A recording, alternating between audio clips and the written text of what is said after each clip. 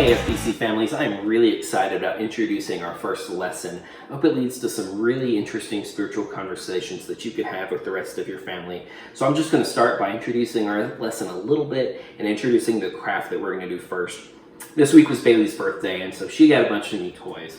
And I have to confess, sometimes I like playing with some of her toys, maybe a little bit too much. One of my favorites are these little animal things that you can build with magnets and, put the giraffe head on, the giraffe tail on.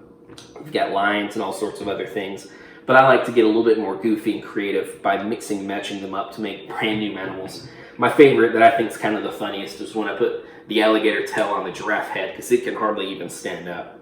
So what your craft is going to be is you're going to have some cut out animal parts, and you can cut them out and color them and put them together to make the animals that they're supposed to be. But then I'd also encourage you to maybe mix and match them up. See what goofy, creative new animals you can come up with. I'll be excited to see them. I'm sure there are going to be some really funny ones out there.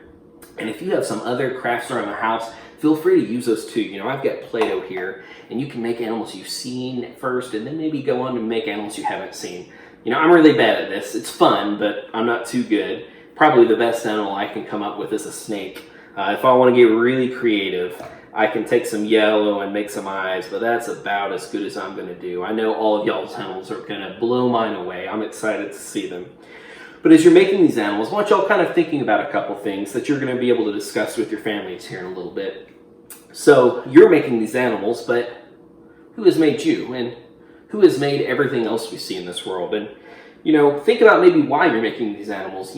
Maybe they're going to be a fun toy for you to play with and talk to, or if you want to, use your imagination, or maybe it's something fun to show off to your parents, your friends. You can put it up on the refrigerator. But why do you think you were made? So I hope you'll get into those conversations with your family to really be thinking about who made you, who made everything else, and why were we made, for what reason. And our memory verse this week is going to be from Psalm 139:14.